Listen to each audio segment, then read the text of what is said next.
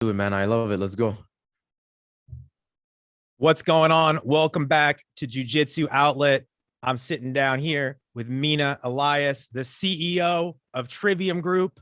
In addition, you are a 10th Planet Jiu-Jitsu athlete. You're an MMA fighter. You spent a lot of time on the mats.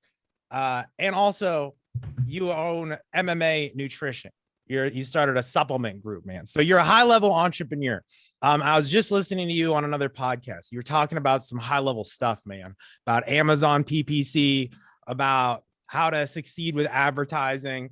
So, man, I know you're a high-level guy. Like just listening to you talk with my friend Callie on his podcast, the way your mind works is really interesting. And I'd just like to dive into this. How did MMA training and your time on the mats, how did it help you kind of cultivate this high level of entrepreneurial success? Dude, I think that's an amazing question because one of the biggest, I honestly attribute a lot of my success to MMA and training MMA because, if you think about it, right, jiu-jitsu or MMA, when you go on the mats and you fight, you compete, or you fight in the cage, it's 100% accountability, right? Like my coach, Nick Newell, used to always say, like, if you win or you lose, it's not on your team, it's not on your fight camp, it's not on your diet, it's not on whatever, it's on you. Like, it was you day in and day out. If you decided to skip a training, it was on you. If you decided to not stretch, it was on you. If you decided to do something, eat a burger when you were like cutting weight, it's on you. And so it taught me a lot about like full accountability, like just being accountable for everything in your life. And so that helped. And then it was like the 1% better everyday mindset in entrepreneurship, man. Like I've failed so many times. I fail. And it almost feels like, my first, day and week and month on the mats, when you would go in and you would just get choked and armbarred and kimura like a million times. And you saw the move coming and it would keep happening to you. But it was always like, okay, I just want to be like 1% better today and 1% better tomorrow and 1% better. And if I do that, then I'm going to get better and better. And so that's another thing that I learned, because in entrepreneurship, it's kind of the same. It's a million things coming at you at once. And it's hard, man. Like my business was shut down a bunch of times on Amazon. Like things happened, COVID happened, supply chain got hurt. And it was always like, you gotta push through. Like you're not gonna give up, right? And just be a bitch and walk off the mats, right? So it's the kind of the same thing. And it was also like never quitting. We know the saying, right? When you do any competition, it's either you win or you learn. And I think a lot of people don't have this. A lot of people, like normal people that don't train, they're like, you win or you lose. And I'm like, no, you win or you learn. Because every time that quote unquote lose, or you lose money, or a business fails, or a partnership fails, this is actually a huge learning opportunity. If you learn from it, you're a 10 times better person. Moving forward, are you going to get better and better as an entrepreneur? If you just say like I lost, then you actually did lose, because you just never learned anything from it. So it's a lot of those things, man. A lot of those sayings that we have in MMA and jiu-jitsu is super transferable to entrepreneurship, and it's just as hard to do either. And it's also like the biggest one that I love the most is, everyone can show up when they're feeling like 100%, right? Everyone can show up to the mats and like do the live rolling when you're 100% and you feel on top of the world. But like, what about those days where you go in and like the white belt is crushing you, and this other guy is like smashing you, and you feel like you have no cardio? It's on those days, that's when it counts the most. And it's the same with entrepreneurship. Like when you're on top, when life is good, like you feel amazing. But what about showing up on the days that you don't feel like showing up, when you wake up and you're not in the mood to show up or whatever? And so all of those things that I learned from training, when I think that's why I become a very successful, or at least, somewhat successful entrepreneur, is by, all of those like mindset practices that I've taken from MMA and putting into entrepreneurship. That's beautiful, man. Thanks for breaking that down for us. I want to talk a little more about one of the things that you talked about, which was the failure, like getting tapped constantly, especially when you first get into martial arts. And you talked about Amazon. So I started thinking about Jeff Bezos a little while you were talking, and I remember a quote that he said where he was saying that he's made billions of dollars in mistakes. He's like, I've literally lost billions just messing up. And like, you know, let that sink in for a second. Obviously now he's made back that money tenfold, right? But that's the game. It's like, hey, you're going to have to get tapped a lot. You're going to have to fail often. You know, that's at the core of a lot of these successful businesses that we're seeing, like Amazon. You know, they have this sort of mindset that you're talking about, where it's like, hey, you're going to fail a lot.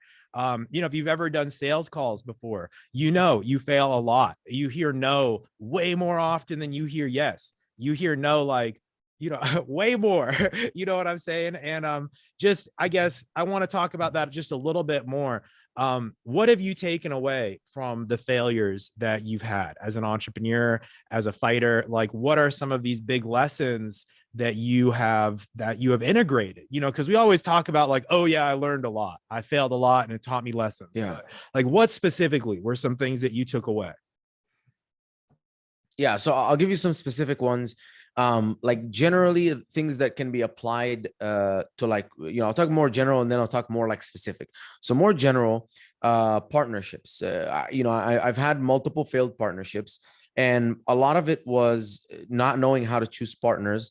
And I've learned from that. And so why did I fail? The partners that I chose, we weren't in alignment. We didn't sit down, discuss what our core values were together, discuss what our vision was for the company that we were going to build together. We did not date before we got married. And so if there's something easy that you can take away from this, with any business partner, date before you get married. How can you do that?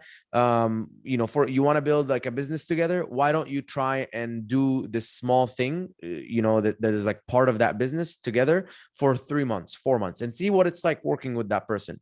And I, ever since I started implementing that, I've weeded out a lot of people that I don't want to work with. But because once we start dating, you know, there's this one guy, we were going to build like you know, an agency together.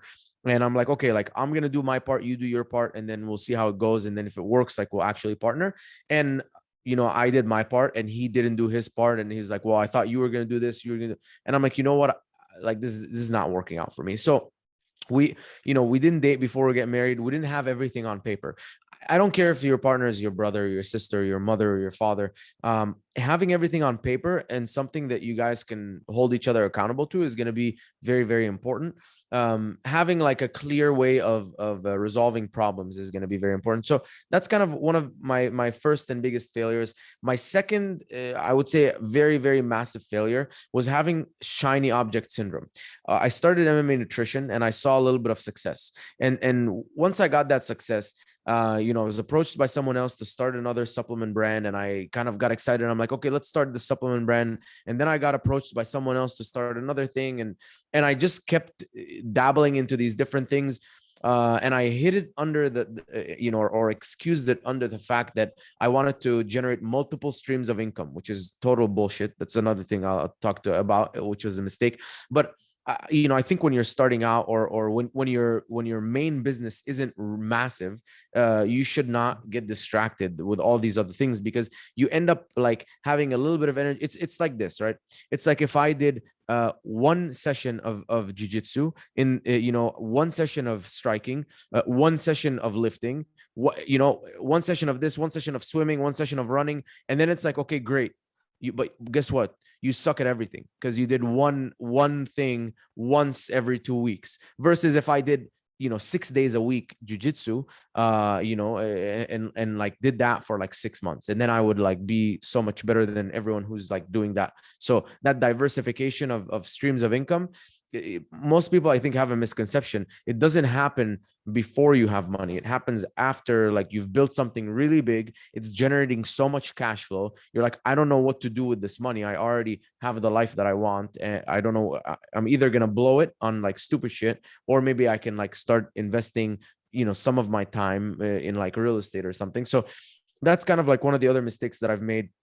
And then when working with any like company or agency, or service or whatever, the things that I would do is I would hop on the conversation. They would be like, bro, we can do this for you. I'm like, oh my God, this is so exciting. I love that. And then none of it would happen. And so what I realized is you really have to have a clear and defined scope of work, deliverables, what they're going to exactly give you, a timeline on those deliverables. What is it called? How do we measure success? So a clear indication of how you're going to measure success, and anything that they need from you, so the ball is in their court right away. And it's not like, oh, but we were waiting on you from this. And so having that defined in like a project scope or whatever, a project proposal, where it's like, here's the scope, deliverables, expectation, timeline, how do we measure success, and obviously schedule of values, how you're going to get paid, and when you're going to get paid, and based on what. All of that being outlined is very important. So those are some of the like bigger mistakes that I've made that have cost me a lot of time and money. More specific stuff like with MMA nutrition, not having good enough inspections. So I wasn't inspecting my batches. And what happened was, one time 1,000 units went out. The manufacturer changed one ingredient and didn't tell me about it. And it resulted in going in it, instead of being a nice little electrolyte powder, it tasted like fish water. So you'd mix it. And I remember my roommate was with me. He mixed it. We were in the car driving to MMA, and then he took a sip and he's like, oh bro, this tastes like fish water. I'm like, what? And I tasted it and I'm like, oh my God, this actually tastes like fish water. And it turns out that they use like a different source of like potassium bicarbonate, which is like from marine source. So it ended up tasting like fish. So not, skipping out on inspections because, the first 2 batches were fine. That was a huge mistake. And I mean, I could go on, dude. There's a million things that I've done wrong. Yeah. I want to kind of make an allegory between some of what you said and the mats. So I've been geeking out over UFC 280 that's coming up, and I've been watching some different breakdowns. Like, I love, my head coach is James Krause at Glory MMA. He has a great YouTube channel about fight breakdowns. Dude, yeah. It's great stuff. So he was talking about Aljamain Sterling versus TJ Dillashaw. And, he was highlighting that Aljamain Sterling his back takes are so good. Like, he's just the greatest in the world at taking people's backs and choking them out. And he said it on, James Krause said it on the show. He was like, man, if he gets his back at all, it's done. It's like, that's how good he is. If TJ Dillashaw gives up 1 inch of his back, the fight is over. He's that good. It's like you were talking about, where you've got to build up that one thing that it's the greatest thing ever and stay focused. It's like you with your supplements, or you with actually Amazon ads, like Amazon PPC, like that level of expertise that you have is your world-class back take. It's that sort of thing where it's like, hey, if you give Mina $1,000 on Amazon, he's going to turn it into $1 million because you have that level of expertise. You're just the best in the world, and you don't need to worry about 10 other shiny objects. Just like how Aljamain Sterling doesn't need to worry about leg locks. He shouldn't be looking for leg locks. He should be looking for the back. You know what I'm saying? Like the back take. That's exactly. It's the same sort of thing. And also you talking about, not having the right people in your corner, right? Like, obviously, if you're going to compete at the highest level, you've got to get the best coach. So who does Aljamain Sterling have? He goes and works with the greatest coach ever, the same coach that coached Chris Weidman to beat Anderson Silva. That guy. So he's working with the best in the world. He doesn't just have some, lame ass partner that's going to bail on him. Just like what you were saying, the partnerships, who you're in business with is everything. And then that last part, the detail, attention to detail is everything. Like with your inspections, you've got to maintain that level of quality, just like how obviously high level UFC fighter got to be sharp. Can't ever just get complacent, can't ever stop drilling. I'm sure he's doing the same drills today that he did, as a white belt, but just at a higher level. Dude, and honestly, I'm glad you brought that up, because I think it's all about foundations. Like, I don't know if you've seen this, but people want to go for like the flying arm bar to like omoplata, like shit. But that it's like the double leg takedown to mount is what is 99% of the game. And I think a lot of people in business also get distracted by like thinking that things need to be more complicated than they need to be. But I think it's simple, man. In business, you just need to solve a problem and give a lot of value. And if someone gives you $1, you give them $3 back, and you're going to keep making, dollars after dollars after dollars, because it would be stupid for anyone not to take you up on that deal. And I think it is really the foundations and the basics in business that work, and that's what makes money. I love it, man. I want to transition into talking a little about mental health, and just want to hear about, like, what has all this done for your mental health and just your, your emotional journey. Let's say compared to who you were before you got into any of this stuff, before you got into martial arts or before you got into entrepreneurship, compared to who you are today. Can you take us through that evolution? Yeah, I think like that's a good question, because before getting into MMA, you're not exposed to the amount of like, like damage that you could take, right? You're not like at risk of your neck getting, caught and choked and all of this stuff. And one thing I learned during like MMA is the more that you like freak out, the faster you're going to get choked. And the more you're calm under pressure, the better things will be for you. And so that's like really translated a lot into my life. And any situation that I'm encountering, I'm very, very calm under pressure, because I know that freaking out and stressing out and acting out is only going to get you, choked faster, versus like really, slowing everything down, calming down, breathing, assessing the situation. And it's the same in business, and it's the same in life, and it's the same in, even your relationships or whatever. And so I think that's kind of before MMA, I was definitely was not accountable. I wasn't taking full accountability of my life.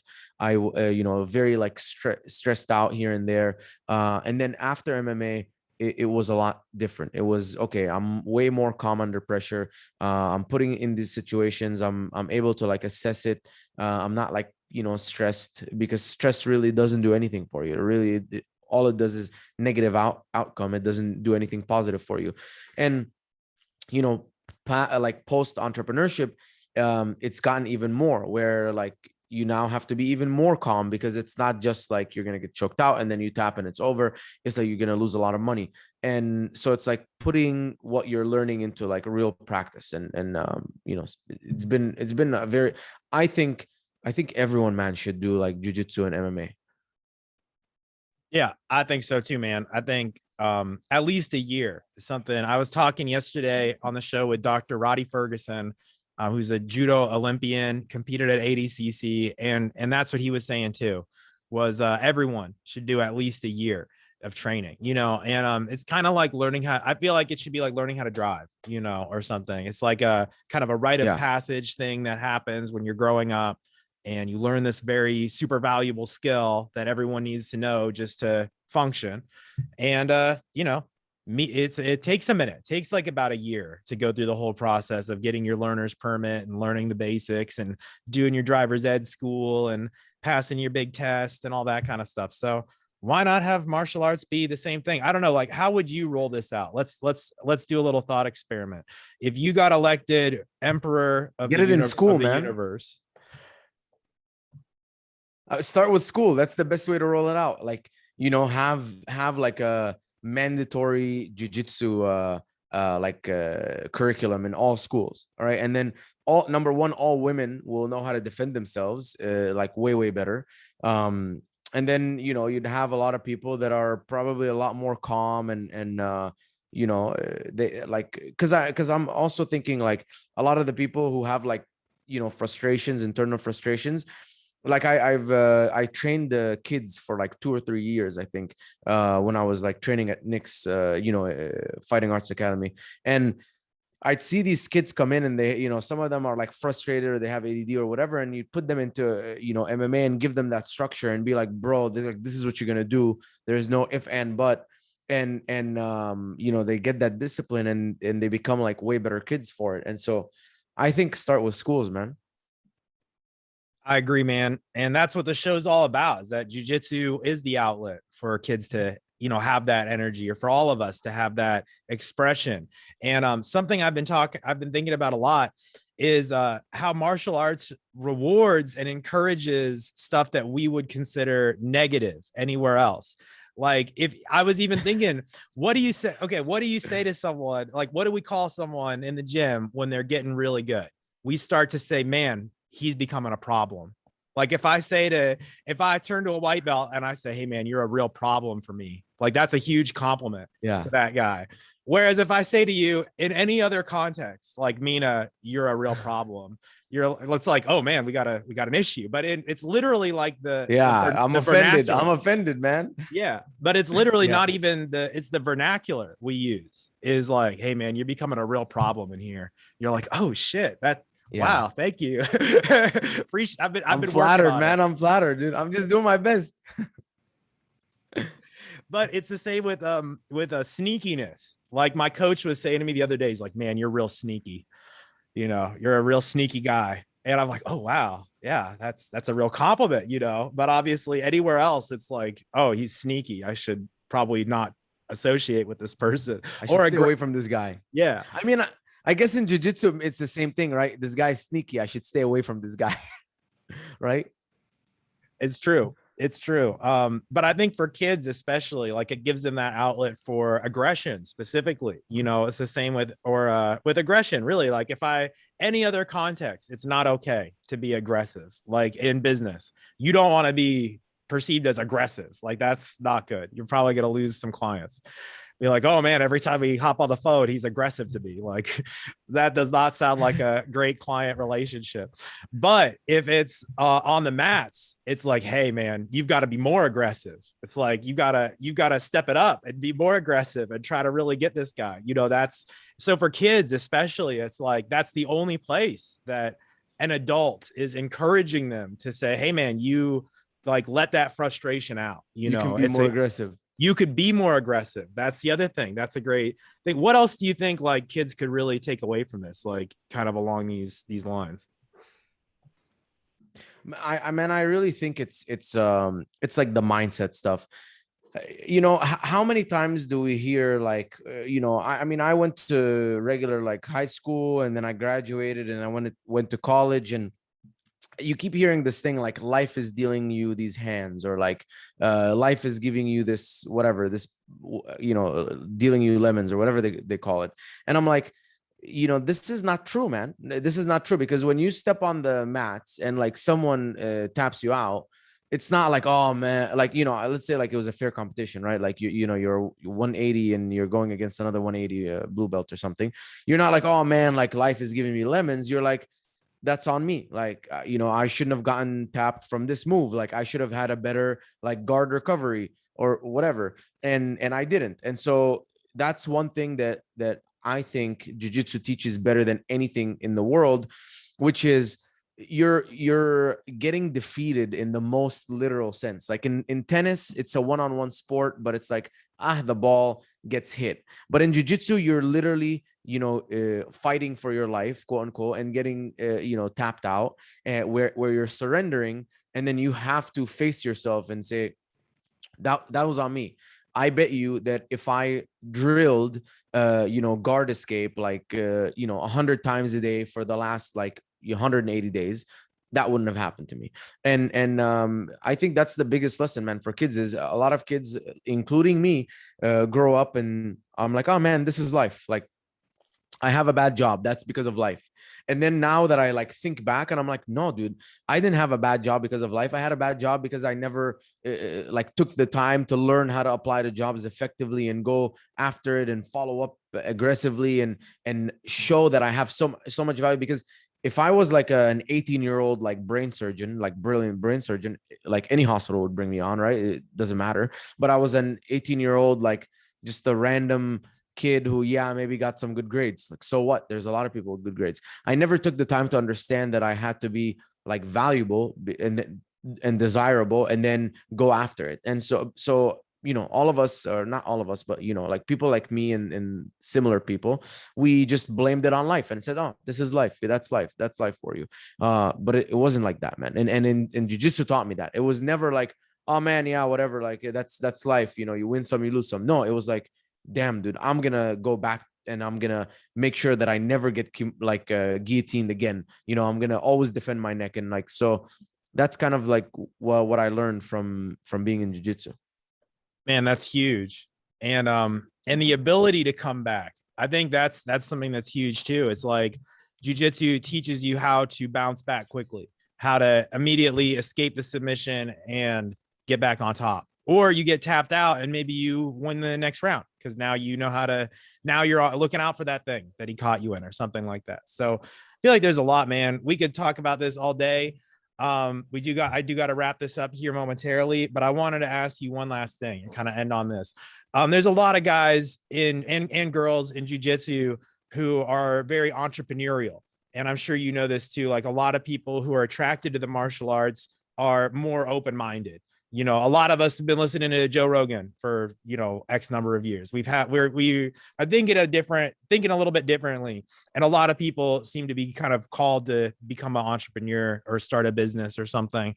And they very well might be listening to this. So I was just going to ask, like, are there any tips that you would give someone who maybe has ambitions of starting a business or getting into something, but maybe they don't know really what they want to go after? They don't really have a great idea of how to enter the marketplace or what that would look like. And as you know, there's so many fake gurus out there who are saying like, oh, you can make $20,000 a day, just buy my course. So there's so much confusing info. What would you say to this person? Any words of wisdom? Yeah, I think it's always been the simplest solution is you just have to find a solution to a problem, and make it a better than everyone else's solution. So like for example, I wanted to create an electrolyte powder because back then on the market, all of the electrolyte powders had high sugar, low sodium, and they were too expensive. They're $30 for like 50 servings. So I created one that was for $20, 100 servings, high sodium, zero sugar, and had like amino acids instead of the sugar to help the body absorb it. And so my advice would be find a solution to a problem that's better than everyone else's solution. Make sure that there is demand for that solution, and never kind of validate things by your own opinion. Go figure out who you want to sell to, and it's nice when it's your own target audience. So if you're like man, cleaning geese is like really hard, so I created this new thing that's good for cleaning geese. Already where to find all the people that would use this product. So when you're your own target audience, it's easier. But validate your ideas and with your target audience, and validate that they actually like it, and validate that it's better than other people's solution. And if you have these components, I think you're gonna succeed. It's after that is just like, okay, how do I get as many people to see this thing, or just to see that I have this service or this product, and how do I continuously work on converting those people better. And that's it. It starts with coming up with a solution, making sure it's better than everyone else, which will make you differentiating, validating it with the market, validating that there's actual demand. So don't go and solve a problem like say, hey, I'm gonna create a jiu-jitsu thing for autistic kids, and I'm like, okay, there's like maybe 500 autistic kids in the world that do jiu-jitsu. That wouldn't really be a good market for you. So make sure that there's enough demand. Validate it with your target audience, have them give you feedback, and continue to do that forever, not just at the beginning. And then solve for the two things, traffic and conversions. Traffic is how do you get the maximum number of people to see that you have this service or product, and conversions is how do you, for those people that are seeing that, how do you get the most number of people to like convert. And always lead with value. And for me, that's been, in the agency, it's been massive, where we give like a free audit to everyone's like Amazon account, Amazon ads account. We give you a free 30-minute like Loom video. That's an audit where we break that down, everything. We tell you exactly what to do, and you could take it and run with it. And you don't even need to hire us, or you could hire us. And so by leading with value, we're getting these people to like already like us and build trust and whatever. And it makes like the whole transaction a lot better. And so I think that would be my advice, is if you're looking to get started, that, and my other advice to you is use consultants and use consultants. Like if you're looking to build a supplement company, just go find a vice president of a supplement company on LinkedIn. Like maybe you like perfect ketones or whatever. Go find who works there and just say, hey man, I would love to pay for an hour of your time to ask you a few questions. And then go and pay for their time, $100, whatever, for an hour, and you know, ask questions. And like, it took me hours and hours and hours and days and weeks and months to learn something that someone could have just said, hey bro, like, this is what you need to do. And I'm like, oh damn, thank you so much. So when I started Trivium, I surrounded myself with all the right people. Like, I have a technical consultant that tells me, like, here's all of the technical things that you should be doing. I have a mentor that is also a CFO, and it talks to me about like money and vision and things like that. I have someone else who's like a partial CMO. And so I surrounded myself with all these people. And now it's like, what would have taken me a year to figure out takes me 2 hours in a conversation with them. That's super powerful, man. Super powerful. The advice you just gave, I feel like the person listening, if you just apply an ounce of what Mina just said, you're going to succeed over a long enough period of time. If you do everything he just said and do it religiously with fanatical execution, you don't make excuses, then you're going to be super successful. Mina, speaking of which, I have to get back to executing on such things and paving my own way forward, as I'm sure you do as well. But before we wrap this up, man, just let us know, where can people find you if they want to learn more from you, if they want to work with you? Tell us a little bit about that. Yeah, so the best two places are Instagram and LinkedIn. So Instagram, I'm at the Mina Elias, and LinkedIn is Mina Elias. I post a ton of value there, so definitely follow me both. So, you know, Instagram, I post a lot of cool reels, and then LinkedIn is a lot of like long form posts. But yeah, guys, I'm super accessible. Ask me anything, I'll answer. I'm happy to help, and you know, hopefully someone takes my advice. If just one person takes some of the advice and, you know, then hits me up and says, hey man, I have a successful business now, thanks. Man, that's amazing. Well, thank you so much for being generous with your time. And if you're listening to this, go check out the links down in the show notes. I'm going to put links to where you can find Mina and you can connect. And man, I appreciate you. I'll have to get you back. Much love. Perfect, man. Love it.